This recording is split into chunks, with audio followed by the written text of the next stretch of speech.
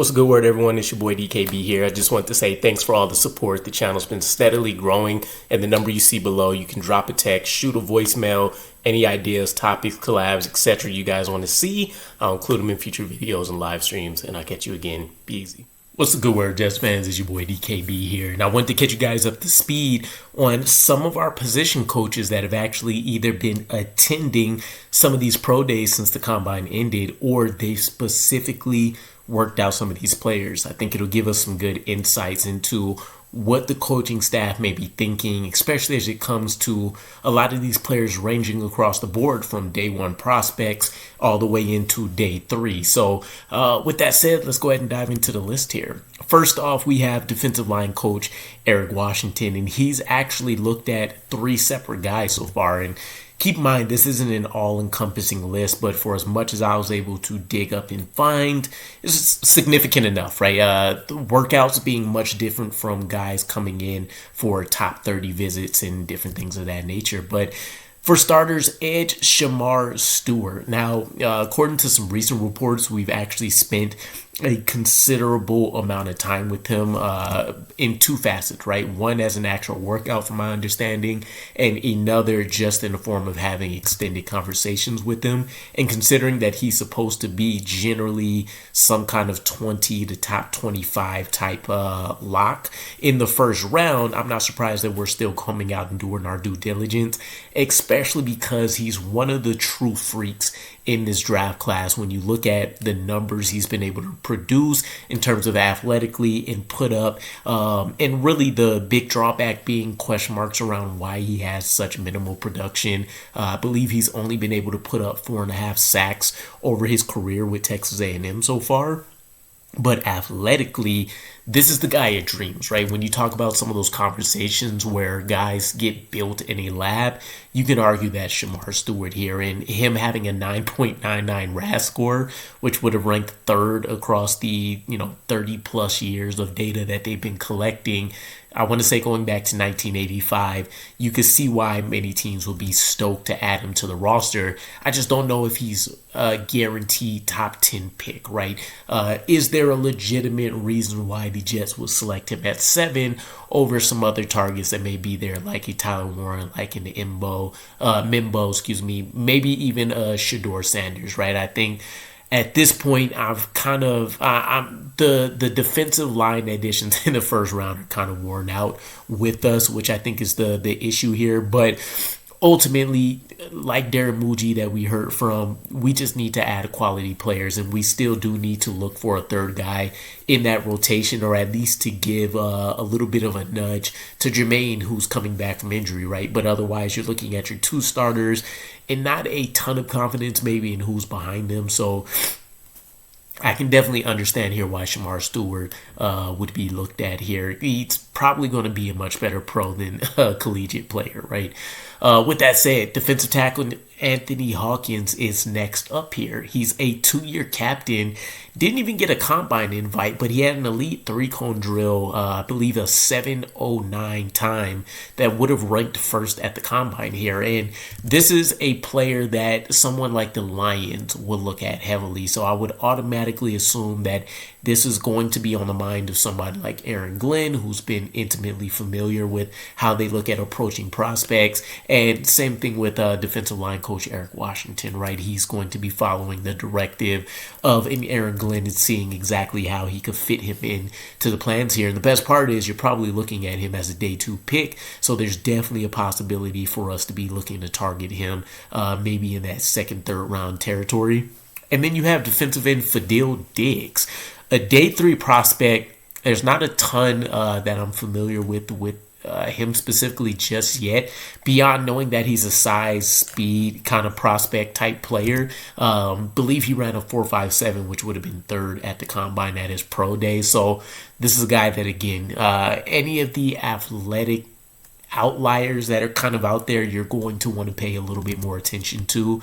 And all 3 of these guys make a ton of sense to me, just in terms of either building the depth or being a key need. I think really the biggest question mark there being Shamar Stewart, right? As I don't think we necessarily need to take an edge in the first round if you're not talking about this being a trade back situation.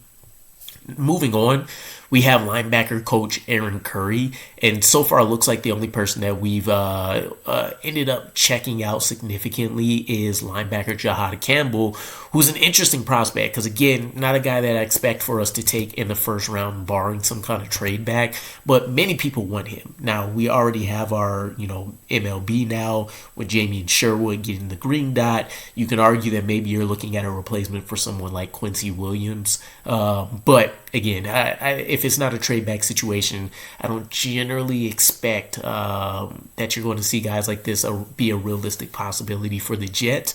But I will say this is a good barometer for how you want to test some of those later guys, especially when it comes to athletically, right? You can obviously look at his stat paper and tell what is what, but for guys that see some of these people in person and they can tell that he looks much closer to, and let's just throw it out there, right? He looks much closer to a Jack Campbell, for example, than he does a CJ Mosley, right? How valuable is that intel for us when we start looking at some later prospects and kind of grading them on the same type of scale?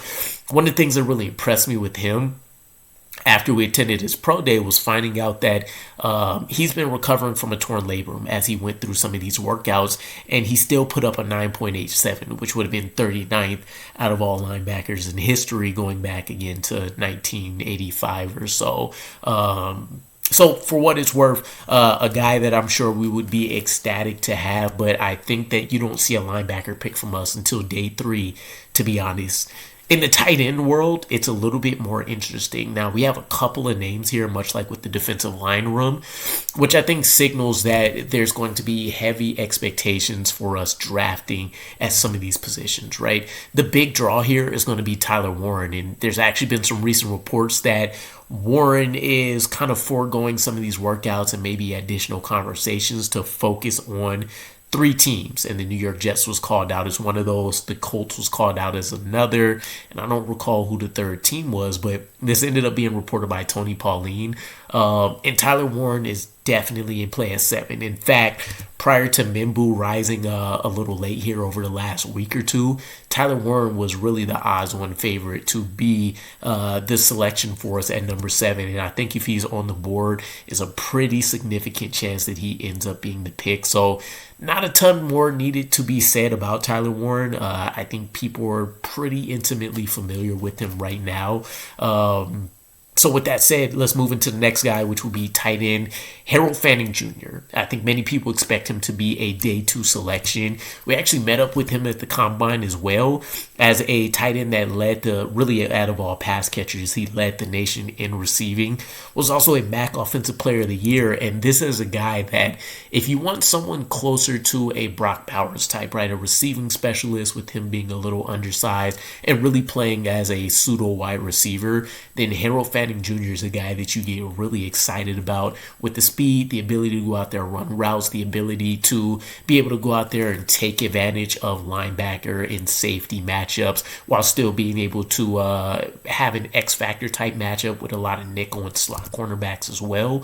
There's a lot of utility in someone like Harold Fanning Jr. So I can see the reason why we would be after him. And again, he could end up, if we do forego Tyler Warren in the first round for some reason, we could pivot and look to somebody with a receiving specific skill set, and he could be the best of the bunch that's still on the board there.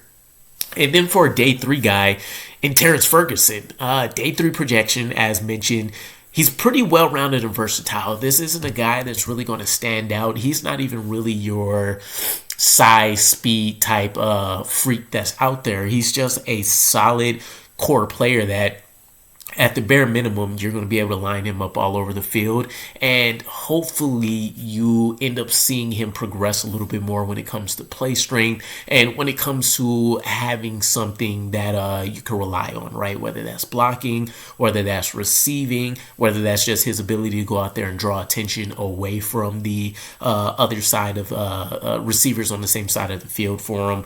Whatever the case is, this is a guy that really will probably just be one of those people that if he's having a fairly quiet game, it may be a plus, right? And I'm assuming he ends up being more of a blocker in that case. But based on what he shows and demonstrates, it's pretty wide open. He could just be that well-rounded guy overall that you kind of quietly fall in love with, or he could be a guy that really just kind of fades into the background and you say, all right, well, he was a 5th, 6th round pick. It wasn't really a major loss one way or the other for us.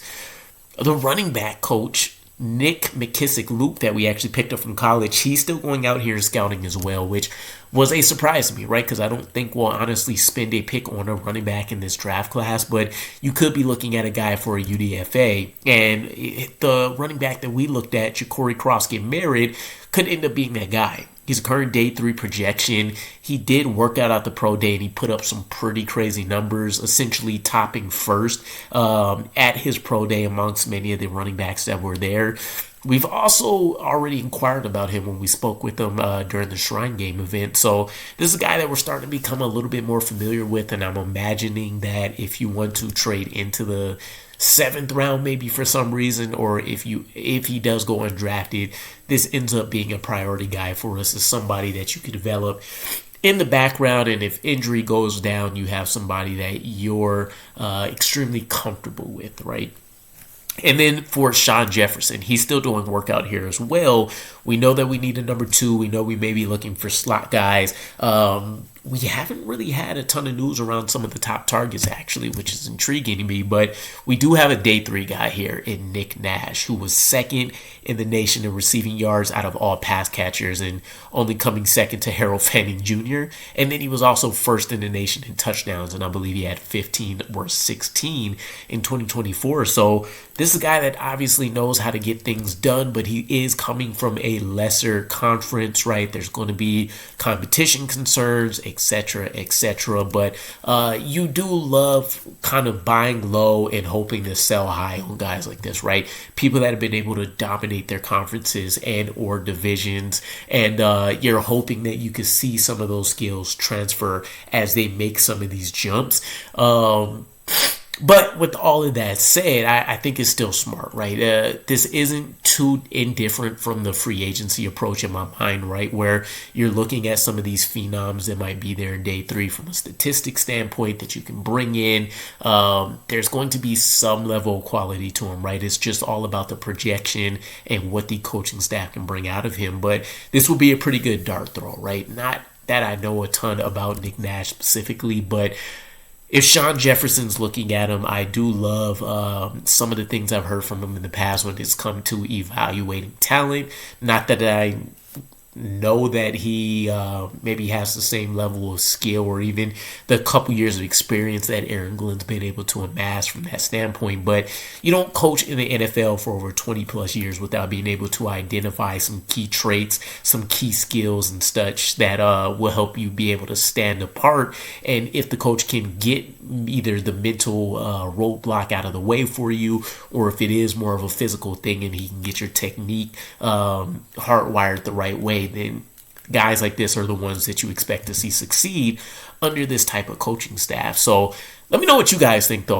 Let me know if you've heard any other names that are out there that I may have missed right here. But also, is there any intrigue that you have with some of the names that we mentioned? Right now, I'm really diving into a lot of these day 3 guys just on my own time, right? I don't know if I'll drop a video or anything on it per se, but I love the UDFAs and the day 3 guys just to see.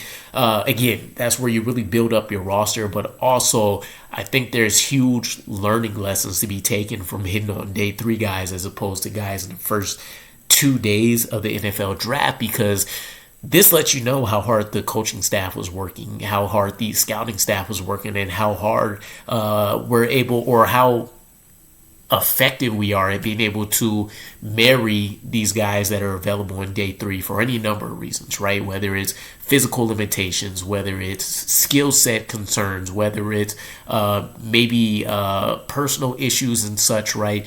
That you feel comfortable with taking on, not something egregious like, somebody hitting on women or anything of that nature, but maybe a guy that's gotten in trouble once or twice for something like smoking, and you can see that he's kind of worked long enough to try to put it behind him, and you think that you can help keep things moving along, right? But again, let me know what you guys think about some of these prospects here, and I'll catch you guys again. Peace.